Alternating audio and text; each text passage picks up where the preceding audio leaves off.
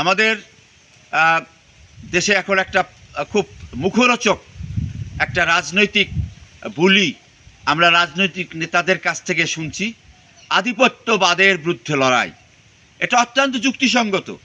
একটি ছোট্ট দেশ বা মধ্যম লেভেলের একটি দেশ, তার দেশের আধিপত্যবাদের বিরুদ্ধে একটা লড়াই বা সংগ্রাম বা রাজনৈতিক কূটনৈতিক কৌশল থাকতেই হয়, এটা সুন্দর।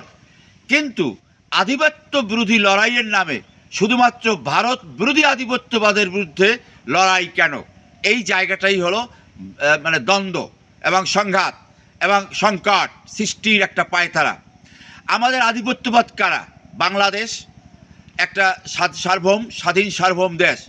আমাদের আধিপত্যবাদ ভারত, চীন, রাশিয়া, আমেরিকা, ফ্রান্স, এর মধ্যে প্রতিবেশী রাষ্ট্র হিসাবে আমাদের আধিপত্যবাদের প্রথম টার্গেট ভারত, দ্বিতীয় টার্গেট চীন।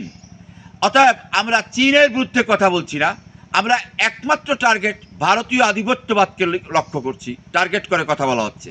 এর একটা রাজনৈতিক উদ্দেশ্য আছে এবং এই সস্তা বলিটা দীর্ঘদিন যাবৎ আমাদের রাজনীতিতে ট্রাম্প কার্ড হিসাবে ব্যবহার হয়ে আসছে।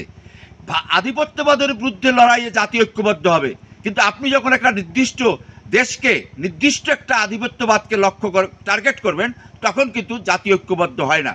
তাই আধিপত্যবাদের এই আন্দোলনটা এখানে দানা বেঁধে উঠছে না।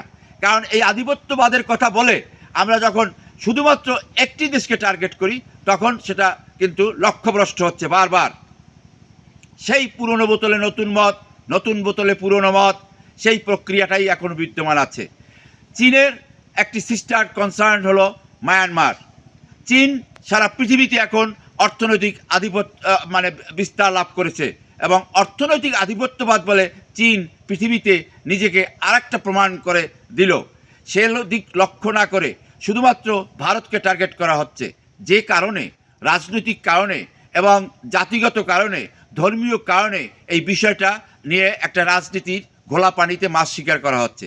আধিপত্যবাদ আর ভারতীয় আধিপত্যবাদের বিরোধিতা করা, আধিপত্যবাদ আর ভারতীয় সংস্কৃতি কিংবা বাঙালি সংস্কৃতিকে উপেক্ষা করা কোনো মতেই রাজনৈতিক সমাধান নয়, এটা রাজনৈতিক সংকট সৃষ্টির পথ।